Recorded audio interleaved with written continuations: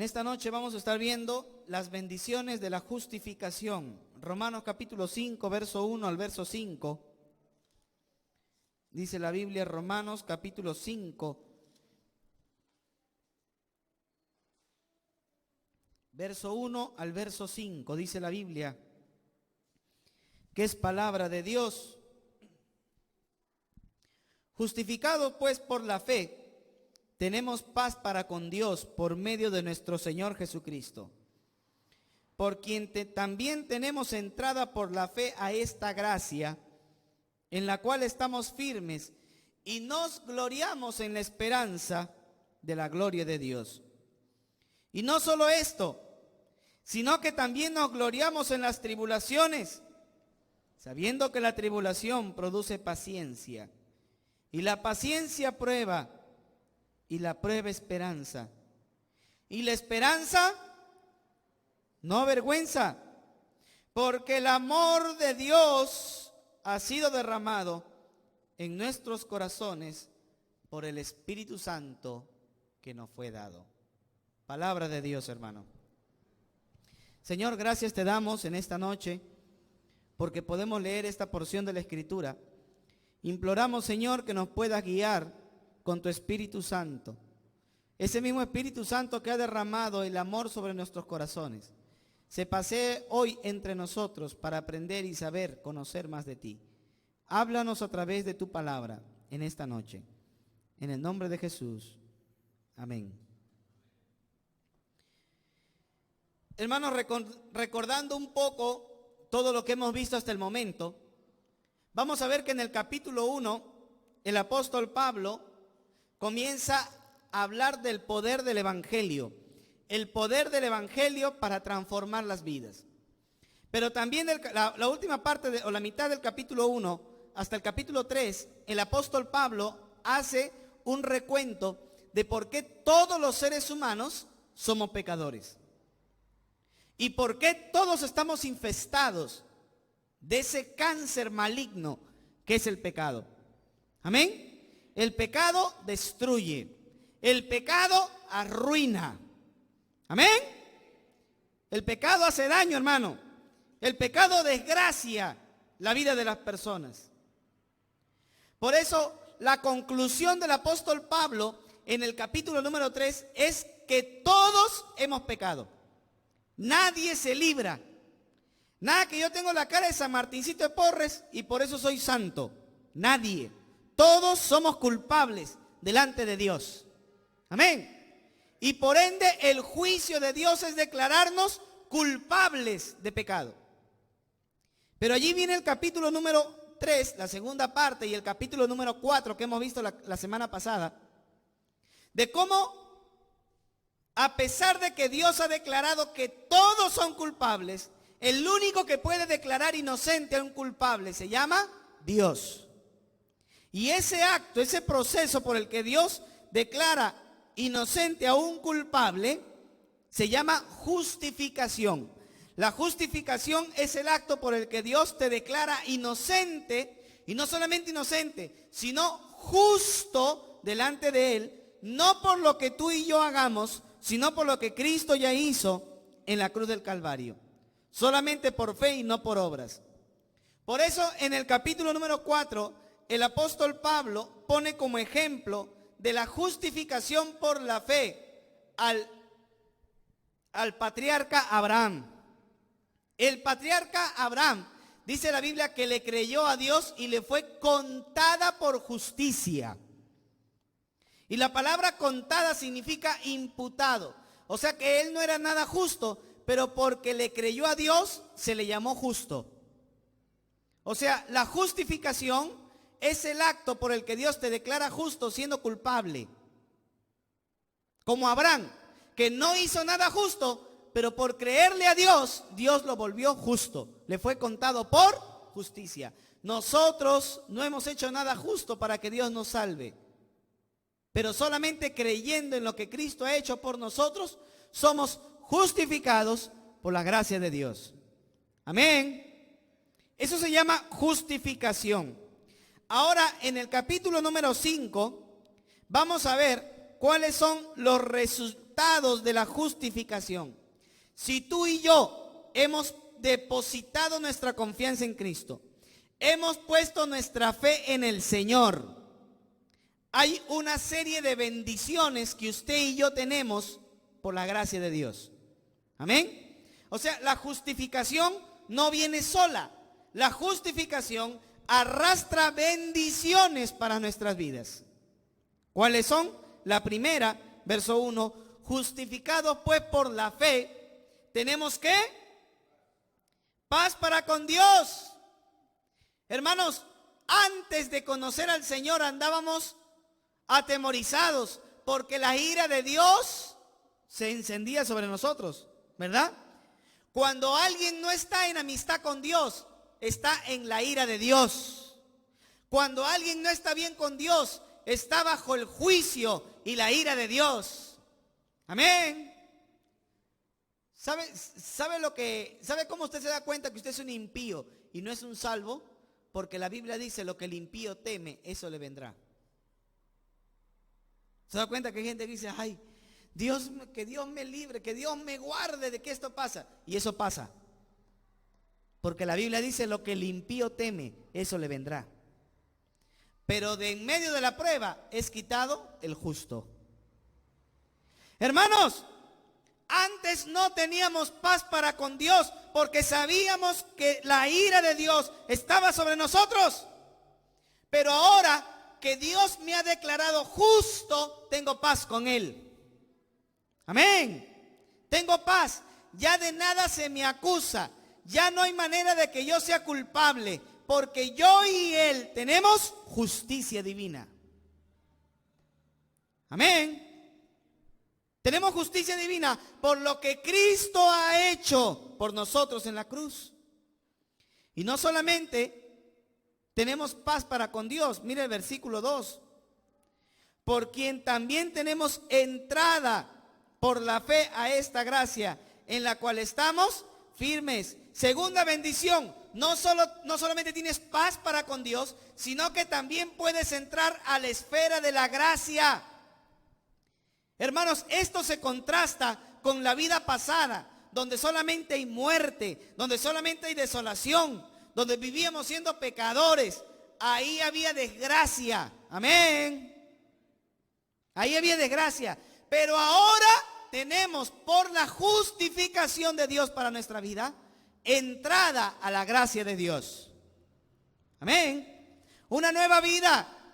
Tenemos una gran bendición, entrar a una atmósfera espiritual de gracia de Dios para nuestra vida.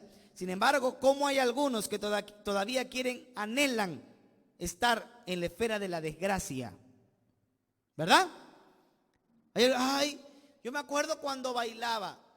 Ahora ya no puedo bailar porque a mí me prohíben. A ti nadie te prohíbe nada.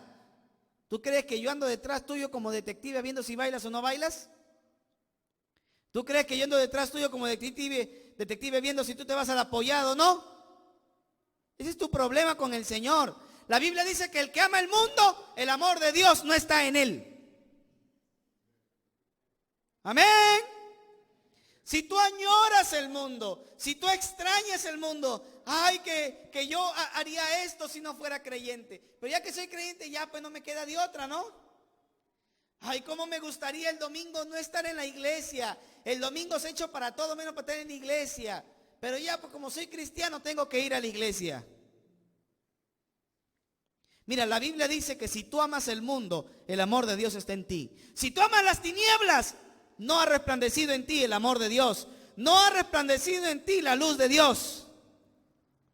Amén. Entonces no vengas con ese cuento de que eres cristiano mientras sigues amando los programas del mundo, mientras sigues amando la música del mundo, mientras sigues amando la fiesta del mundo. El Hijo de Dios se aparta del pecado y se acerca a Dios. No hay otra manera, no hay otra cosa. Por eso dice que ahora, si soy justificado, tengo el gozo de entrar a una nueva esfera, que es la esfera de la gracia de Dios. Antes solamente había muerte y destrucción. Ahora entro donde hay gracia. Y dice que en esa gracia estamos firmes. ¿Sabe por qué no podemos caer de la gracia de Dios? ¿Sabe por qué no podemos caer de la gracia de Dios? Porque estamos firmes, porque la gracia es gracia, porque no depende de obras, depende del amor de Dios, y el amor de Dios es infinito. Depende de lo que Cristo ha hecho en la cruz, y lo que Cristo ha hecho en la cruz es eterno. Por eso ninguno de sus ovejas se va a perder. Amén. Por eso dice que tenemos entrada en esa gracia y estamos firmes. Por eso nada nos puede mover. Hermano, la doctrina de la salvación en la Biblia no es para que usted tenga miedo de que la vaya a perder, porque no se va a perder. Cada vez que habla el libro de Romanos de la salvación, dice que nuestra salvación es firme y segura en Cristo. Nada hay. Por eso usted y yo tenemos que vivir tranquilos, que si hoy nos morimos, nos vamos con el Señor. Amén. Hermano, acá no cree usted que se va a morir o no cree que se va a ir al cielo, una de dos. ¿Todos nos vamos a morir o no? ¿Amén o no? Ay, no, qué miedo. Toque madera, pastor, ¿qué toca madera? Eso es para que no se cumpla. Oiga, todos nos vamos a morir. Hoy, mañana o pasado, pues nos vamos a morir. ¿Y sabe cuál es nuestro gozo? Que mientras estemos muriendo, agonizando, lo que sea, vamos directo al reino de Dios. Nada nos va a detener de ir a la gracia de Dios. Nada. Y estamos convencidos que esa gracia nos hace salvos, que esa gracia nunca se pierde, que esa gracia nos acerca cada vez más al trono de Dios. Nada nos hace perder la salvación, si eres justificado. Pero mira la segunda bendición. Y nos gloriamos en la esperanza de la gloria de Dios. Hermanos, ¿sabe lo que hace el evangelio? Que usted y yo tengamos esperanza. Amén. Hermano, ¿es difícil o no es difícil? Cuando vemos a nuestros familiares o de repente nosotros mismos ya pasar un proceso en donde Dios va tocando nuestra vida. Y no es fácil, hermano. Ahora yo lo estoy pasando con mi abuela. Está en el hospital, está mal. Pero hermano, yo no me desespero. No me alarmo, no ando ahí, ay. No, hermano. Porque hay esperanza. Amén. Porque yo sé que si ella fallece, ella muere, yo la voy a volver a ver. Yo la voy a ver. Porque es una hija de Dios. Hay esperanza. Pero cuando uno sabe que no es salvo, la gente se desespera, ¿no? Se jala, no quiero morirse, jala los cabellos, no, y se agarra, hagan lo posible para que reviva. Nada. ¿Por qué? Porque tienen temor a la muerte. Cuando uno viene al evangelio, de repente sí podemos tener temor al momento de la muerte. Nadie dice que no. Usted y yo no somos de piedra. Pero hermanos, sabemos que más allá nos espera Cristo. ¿Amén o no amén? Por eso hay esperanza. Cuando yo vengo a la justicia, dice que nos gloriamos en la esperanza de la gloria de Dios. Ya no vamos a ir al abismo, ya no vamos a ir al infierno, ya no vamos a perdernos allá, sino que nos vamos allá con el Señor. Nos gloriamos en esa esperanza. Y por eso es que la tribulación, por eso es que los problemas producen bendiciones.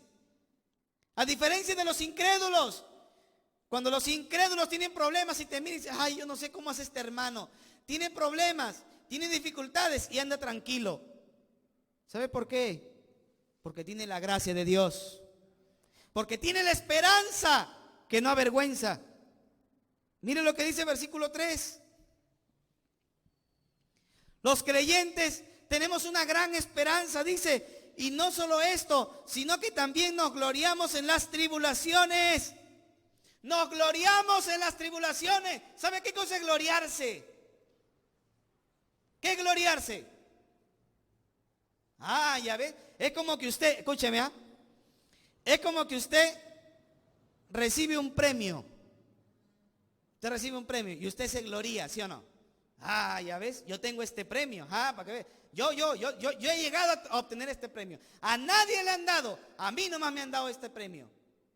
La Biblia dice que nosotros nos gloriamos en las tribulaciones. Quiere decir que nosotros decimos, para que vean, a mí el Señor me ha mandado esto, ¿te das cuenta? Y bien fuerte y duro me está dando el Señor. Y te glorías porque sabes que esa tribulación va a producir paciencia. Ahí lo dice. Y no solo esto, sino que también nos gloriamos, nos jactamos. Decimos que tenemos la bendición de tener tribulaciones, porque sabemos que esa tribulación va a producir paciencia en nuestra vida. O sea, sabemos que esa tribulación, ese problema, lo que estamos afrontando, cuando somos cristianos, cuando somos justificados, va a producir paciencia en nuestra vida. Hay creyentes que dicen, Señor, dame paciencia. Y te va a mandar más problemas. Porque la única manera en que crezcamos en paciencia es con los problemas, hermano. Aprender a esperar en Dios no es fácil. Pero Dios siempre ha esperado por nosotros. Amén. Así que esperemos en Dios. Y dice verso 4, y la paciencia prueba. O sea que cuando tú tienes una tribulación, tienes que jactarte, tienes que gloriarte de que Dios te ha dado una tribulación. Porque sabes que esa tribulación va a producir ¿qué? Paciencia. Y cuando ya tienes paciencia y das gracias a Dios, ¿qué te viene? Otra vez la prueba. Y pareciera que, Señor, tú me apretaste por un momento y me volviste a soltar y me vuelves a apretar. Porque esa prueba va a producir ¿qué? Esperanza. Hermano, esperanza es saber, tener la plena convicción de que Dios te ayuda, a pesar de que pareciera que nada va como tú lo esperas. Esperanza es esperar, saber, tener la convicción de que detrás de todo ese proceso, de cosas buenas o cosas malas, en tu vida como justificado, va a producir la esperanza. Por eso los cristianos tenemos una esperanza. Y dice que es una esperanza que no avergüenza. Mire el versículo 5. Y la esperanza no avergüenza. ¿Por qué? Porque el amor de Dios ha sido derramado en nuestros corazones por el Espíritu Santo que nos ha dado. Hermanos, no solamente en mi vida hay esperanza producida por todo el trato que Dios tiene como cristiano, sino que hay algo más que Dios ha hecho. Me ha llenado de su amor. Y ese amor lo vierte el Espíritu Santo en mí cuando yo soy cristiano. Amén. ¿Quién vierte el amor en nuestra vida? Es el Espíritu Santo. Pues hay gente que dice, no, yo no puedo amar a mis hijos. No eres cristiano. No, yo no puedo amar a mi esposa. No eres cristiano. No, yo no puedo amar a mi marido. No eres cristiano. Yo no puedo amar al hermano. No eres cristiano.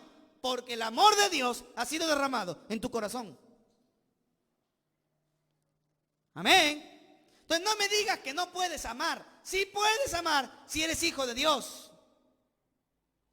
Por algo el Espíritu Santo ha vertido su amor sobre nosotros para que podamos amar aún a nuestros enemigos.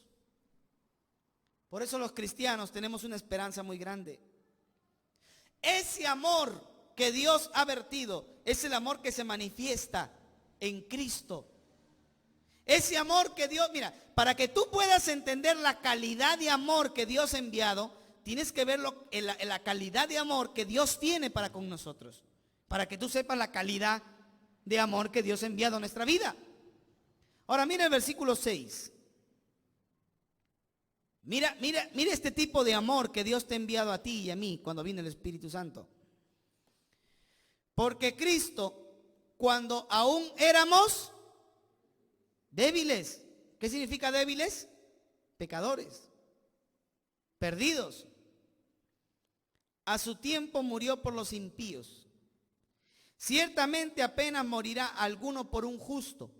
Con todo pudiera ser que alguno osara morir por el bueno.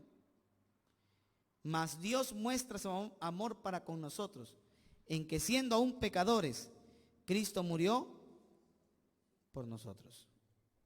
¿Por qué se dice que nosotros éramos débiles? ¿Por qué? Hay tres características que se nos habla de nosotros: débiles, impíos y pecadores. Éramos débiles porque nuestra vida moral no tenía fuerzas. Nuestra naturaleza moral era débil y por eso cometíamos inmoralidades. Éramos impíos porque a pesar de conocer la palabra de Dios, actuábamos de manera pecaminosa. Y éramos pecadores porque nuestro cuerpo nos llevaba a desagradar a Dios bajo la ley del pecado. Por eso dice la Biblia que si alguien a la justa muriera por un impío, a lo mucho quisieran morir por un justo, pero el amor de Dios ha sobrepasado el entendimiento, porque siendo aún pecadores, Cristo murió por nosotros. Hermanos, el amor de Dios es un amor muy grande. El amor de Cristo es un amor muy grande. Amén. Amor que Dios ha derramado en mí es un amor infinito. Por eso yo y usted no podemos decir que no podemos amar. Podemos amar porque tenemos el amor de Dios infinito. Ese amor ha sido tan grande. Por eso dice versículo 9, pues mucho más estando ya justificados en su sangre. ¿Por qué se justifica uno? Por su sangre, por la sangre de Cristo. No hay manera de justificarse si no es por la sangre de Jesús. Y dice, pues mucho más estando ya justificados en su sangre, por él seremos salvos de la ira. Seremos salvos de la ira. Por eso, hermano, los cristianos ya no tenemos la ira de Dios. Toda la ira de Dios cayó sobre Cristo. Amén. Toda la ira de Dios cayó sobre Cristo. No hay ira de Dios para usted y para mí. Solo hay ira de Dios para los pecadores. Los pecadores están bajo la ira de Dios y Dios los quiere destruir en todo momento. Eso lo dice la Biblia. No se cree el cuento por ahí de que Dios te ama, Dios te ama, sí, pero si no te arrepientes, la ira de Dios está sobre ti. Amén. Eso dice la Biblia. Dios te ama, pero si no te arrepientes, la ira de Dios está sobre ti. ¿Por qué? Porque no has sido salvo de la ira de Dios. Versículo 10. Porque si siendo enemigos fuimos reconciliados con Dios por la muerte de su Hijo, mucho más estando reconciliados seremos salvos por su vida. ¿Qué está diciendo? La ira de Dios sobre Cristo nos ha reconciliado. ¿Cuánto más ahora nosotros, estando en la gracia de Dios, seremos salvos de la ira de Dios? Ahora con mayor razón tenemos la plena seguridad que la cruz de Cristo nos salva de la ira de Dios. Amén. Nos salva. Ya no hay manera de que Dios esté enojado conmigo. Y dice el versículo 11. Mírenlo ahí. Versículo 11. Y no solo esto, sino que también nos gloriamos ¿en quién? No en nuestras buenas obras, no en lo que nosotros hacemos bien, sino en Dios, por el Señor nuestro Jesucristo, por quien hemos recibido ahora la reconciliación.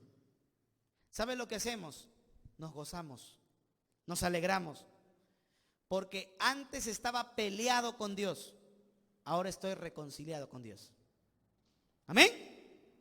Antes estaba bajo la ira de Dios, pero ahora en Cristo soy hijo de Dios. No hay manera de que la ira de Dios venga sobre nosotros. Segunda de Corintios 5, 18 al 21. La Biblia habla de nuestro ministerio de reconciliación. Segunda de Corintios 5, 18 al 21. Dice la Biblia, y todo esto proviene de Dios, quien nos reconcilió consigo mismo por Cristo. ¿Ve? Cristo nos reconcilia con Dios y nos dio el ministerio de la reconciliación. O sea, nos ha dado a nosotros el trabajo de ir a reconciliar a los demás. Por eso dice versículo 19, que Dios estaba en Cristo, no en tus buenas obras, reconciliando consigo el mundo, no tomándole en cuenta a los hombres sus pecados, y nos encargó a nosotros la palabra de la reconciliación. ¿Ve? O sea, Dios ya no está tomando a los hombres en cuenta sus pecados, sino que si ahora alguien acepta a Cristo y el sacrificio de Cristo, recibe la gracia de Dios y la justicia de Dios. Y dice versículo 20, versículo 19, y nos encargó a nosotros la palabra de la reconciliación. Dios nos ha dicho a nosotros que vayamos a reconciliar a las personas. Amén.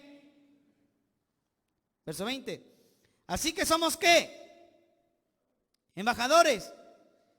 Bueno, es que así los pastores son embajadores, ¿no? Ellos tienen que ir a predicar, ellos tienen que evangelizar. Nosotros no, ¿verdad? Algunos dicen que yo no tengo el ministerio de evangelismo. No, tú no tienes el ministerio, no, tú no eres salvo. Porque el que es salvo comparte la palabra de Dios. ¿Le dolió? ¿Duele o no duele? No. Predique. Predique a tiempo y fuera de tiempo, hermano. Amén. Hermano, esto no es algo que Dios le da solamente a algunos. El evangelismo, el ministerio de la reconciliación es algo que Dios nos da a todos los que somos salvos. Para ir y reconciliar a las personas. Y dice versículo 20. Así que somos ¿qué? Embajadores en nombre de Cristo. Como si Dios rogase por medio de nosotros. Dios por medio de nosotros está rogando. Os rogamos en nombre de Cristo, reconciliaos hoy con Dios. Dios por medio de tu boca, Dios por medio de mi boca, está suplicando a la gente que se reconcilie con Él. Amén. Dios nos usa como instrumentos para reconciliar a las personas con Él. Por eso dice verso 21, al que no conoció pecado, por nosotros lo hizo pecado, para que nosotros fuésemos hechos justicia de Dios en Él. Es que, hermanos, hay un método para la justificación y se llama la imputación. Es un método legal. La imputación es un método legal. Si Dios declaró a todos culpables, el único que puede declarar justo es Dios. Amén. Pero no en base a nada, sino en base a un pago. ¿Verdad?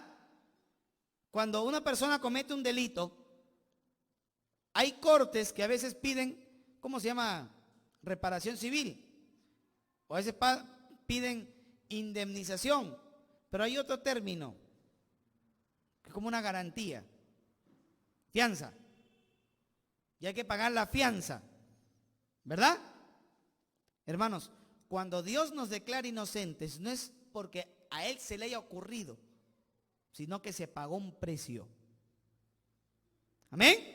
Para que en base a ese precio que se ha pagado, Él nos pueda declarar inocentes. Porque hay un método que es la imputación. Se te agrega a tu cuenta algo que tú no has hecho. Ahora, mire lo que dice versículo 12, Romanos 5:12, para que pueda entender por qué todos somos pecadores. Porque con esa carita de ángel, tú eres tremendo pecadorzote. Mire el versículo 12. Por tanto, como el pecado entró en el mundo por un hombre, y por el pecado la muerte, así la muerte pasó a todos los hombres por cuanto todos pecaron. O sea, se nos está imputando el pecado de Adán. Adán pecó y ese pecado se nos imputa a todos los hombres por cuanto todos morimos. Verso 13. Pues antes de la ley había pecado en el mundo, pero donde no hay ley no se puede inculpar de pecado. No obstante, reinó la muerte desde Adán hasta Moisés, aún en los que no pecaron a la manera de la transgresión de Adán, la cual es figura del que había de venir. ¿Qué está diciendo? Está diciendo que el pecado no necesita de la ley para mostrarse. Porque antes de Moisés ya había muerte. Y si había muerte, había pecado. Y eso nos demuestra que de Adán a Moisés, el pecado mata. El pecado destruye. El pecado pasa a todos nosotros, por cuanto todos pecamos. Amén. Pero yo no hice nada. A mí, ¿por qué me han dejado sin paraíso? Yo estaría ahí comiendo mi rica manzana chilena. ¿Por qué me han sacado a mí? La culpa lo tiene la mujer. Yo no tengo la culpa. Por cuanto todos pecamos. Amén. Algunos todavía se atreven a decir sin vergüenza, si yo hubiera sido Adán, nunca hubiera pecado. No, pues. Hasta que no te contienes con los ojos y vienes acá a decir que no hubieras pecado. O sea, no nos pasemos de sinvergüenzas y mentirosos. Si hubiéramos estado en la misma posición del hombre, de Adán y de Eva, hubiéramos hecho hasta cosas peores. Amén. Por eso dice, ahora, la Biblia nos muestra el pecado en nuestra vida. Y no es que nosotros estamos pecando porque somos pecadores. Somos pecadores porque nuestra naturaleza es pecaminosa. Ya estamos corrompidos. Lo que Adán y Eva hicieron fue un acto federal que cayó sobre todos nosotros por cuanto todos pecamos. Eso está evidenciado. Ahora mire versículo 15. Eso se llama la imputación del pecado. Ahora mire la imputación de la justicia. Así como el pecado se pega, como la varicela, como la lepra, se pega. ¿Sí me entiende? Así también se puede pegar la justicia de Cristo. Mire el versículo 15. Pero el don no fue como la transgresión, porque si la transgresión, o sea, el regalo no es como el pecado.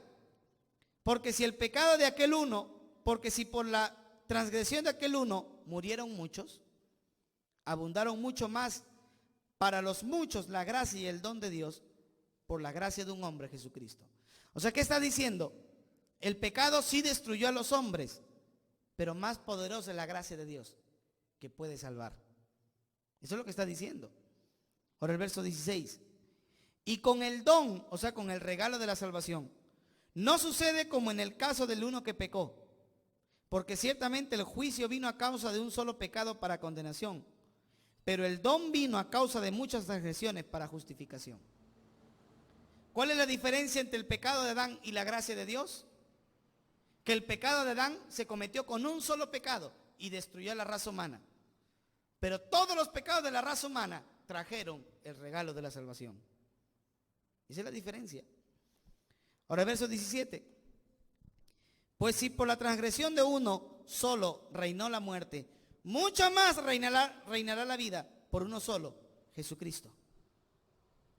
Si por causa de Adán, un hombre fallible, vino la muerte, por la justicia de Cristo, por la vida de Cristo, puede venir vida eterna para todos.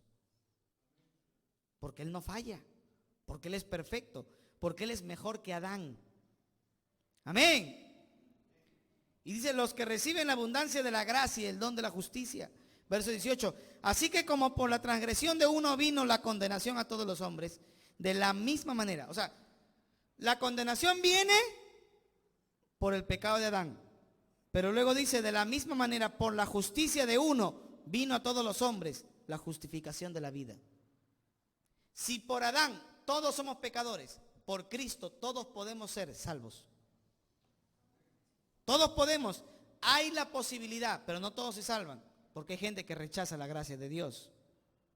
Pero para todos es posible. La sangre de Cristo es posible para todos.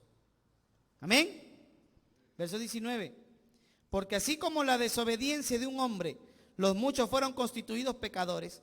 Si por causa de Adán todos somos pecadores, por la obediencia de Cristo todos podemos ser justos.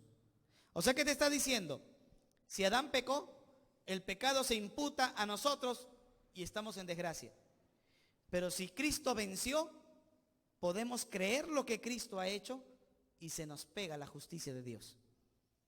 Amén. O sea, así como se te pega el pecado, se te puede pegar la gracia de Dios. ¿Y qué tienes que hacer? Creer en lo que Cristo ha hecho por nosotros. Amén. Así de sencillo. No hay más. No hay que, pastor, ¿qué tengo que hacer para pagar? Yo quiero pagar para irme al cielo. Paga todo, igual te vas a ir al infierno. Porque nada se puede hacer para ir al reino de Dios más que creer gratuitamente en el regalo de Dios, en Cristo. Amén. No hay nada más que la gracia de Dios. Termina el versículo 20 diciendo: pero la ley se introdujo para que la muerte abundase. Pero cuando el pecado abundó, sobreabundó la gracia. ¿Por qué existió la ley? Y ahí Pablo va a entrar a otro tema ya. Capítulo 6, la santificación. ¿Por qué Dios puso la ley? Porque sin ley no hay pecado. ¿Sí me entiende? ¿Por qué? Porque si la ley no dice no robarás, tú puedes robar y no ser culpable. Porque ¿de qué vas a ser culpable si no hay ley? ¿Me entiende o no?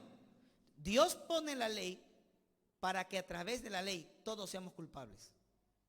Porque no hay nadie aquí que diga que ha cumplido la ley de Dios. Amén. No hay nadie. Entonces, todos somos pecadores. Todos merecemos la ley de Dios. Por eso dice, ¿para qué se puso la ley? ¿Para frenar el pecado? No, para que se muestre que somos pecadores. Porque con ley somos culpables, sin ley no somos culpables. ¿Sí me entiende? Por eso la gente busca entrar al Congreso. ¿Para qué? Para hacer leyes. Y con esas leyes favorecerse ellos mismos o favorecer a sus empresas. ¿Sí me entiende? ¿Por qué? Para no ser culpables, porque hay leyes que les avalan. ¿Sí me entiende? Se pueden modificar las leyes para no ser culpables. Hermanos, la ley, sin ley no hay acusación. ¿De qué te van a acusar si no hay ley? Entonces, la ley, Dios no lo puso para frenar el pecado, porque el pecado siempre hay. La ley Dios lo puso para que nadie diga que no es pecador. Amén. Para que todos, al mirarnos a la lupa de la ley, veamos nuestro grave pecado. Pero así como uno mira y dice, a ver, esta es la ley, y te pones a ver a todo el mundo y dices, esto que cochinos, pervertidos, sucios, pecadores. Y con la ley tú miras lo terrible y sucio que somos, ¿sí o no? Pero ahí te das cuenta de la grande abundancia del amor de Dios. Porque nadie va a amar a Dios tanto hasta que no entienda que tanto le ha perdonado. Amén. Jesucristo lo dijo. Nadie puede amar más que aquel a quien se le perdona más. Entonces, ¿cómo usted quiere que nosotros amemos a Dios si no nos damos cuenta de lo terrible que estábamos? Y no lo podíamos darnos cuenta de lo terrible que estábamos si no era por la ley. Por eso Dios puso la ley, para que a través de la ley miremos al mundo, miremos la suciedad del pecado, pero miremos también la gracia de Dios. Porque siendo pecadores, Cristo murió por nosotros. Amén. Por eso dice el verso 21, para que así como el pecado reinó para muerte, así también la gracia reine por la justicia para vida eterna, mediante Jesucristo nuestro Señor. El pecado ha reinado para muerte, pero la gracia de Dios reina para vida. Por eso tenemos esperanza, hermano. Amén. Por eso no todo acaba con la muerte. No todo acaba con la muerte. La muerte solamente es un paso para encontrarnos con el Señor. Amén. Y estemos alertas. Estemos pendientes. En cualquier momento podemos morir, hermano. Por cualquier situación. Por cualquier situación podemos morir. Pero hermanos, tenemos que estar convencidos que al morir, la ira de Dios ya no está sobre nosotros. Tenemos que estar convencidos que si hoy nos toca morir, podemos tener la convicción de decir, Señor Jesús, recibe mi espíritu. Amén. ¿Cuántos tienen esa convicción, hermano? Que si hoy nos toca morir, nos vamos con el Señor. Sea lo que venga, viene un terremoto, hermano, ni para irse al centro da ganas, hermano, ¿verdad? Ahí súbete un carro y como se andan cabreando los carros, ¿no? Para acá, para acá, para acá. Y se andan tomando la otra pista. ¿Se da cuenta? Cuando se van adelantando un carro, otro carro, ¿se ve? Y bueno, yo me he tornado a veces que me estoy viniendo de ida o de venida. Y me agarro así, hermano, porque los carros rozan, hermano, cuando se van adelantando. Yo le digo, yo quiero llegar vivo, por si acaso, ¿eh? Y hermano, así vienen los accidentes, la gente muere por eso, ¿verdad? Pero hermano, tengo la convicción, por eso no hay que tener miedo a la muerte, hermano. Algunos gritan, ay, la llorona, la pelona, la pelona. ¿Qué pelona? Si nos tocó, nos morimos, nos vamos al cielo. Esa es nuestra esperanza que no avergüenza. Por último, si me muero, hermano, dice la Biblia que dormimos. Y solamente vamos a estar durmiendo. Amén. Porque vamos a volver. Abraham hay hasta que me muera. Pero ese es Abraham, la primera parte. Cuando yo me muera, regresará. ¿Sí o no? La segunda parte, voy a regresar. Y voy a regresar con Cristo. Y voy a resucitar. ¿Amén o no amén? Y nos vamos al cielo con el Señor. Y vamos a recibir coronas y recompensas. Algunos están con miedo. Ay, no, ¿cómo que con miedo? Si vamos a ir al cielo con el Señor. Y vamos a estar celebrando la boda del Cordero y vamos a volver, hermano, con Cristo. Full HD, vamos a ver cómo Dios va a destruir a los pecadores. Tremendo va a ser eso, hermano. Así que no se acaba todo con la muerte. Hay una esperanza para los que somos justificados por la fe. Vamos a orar.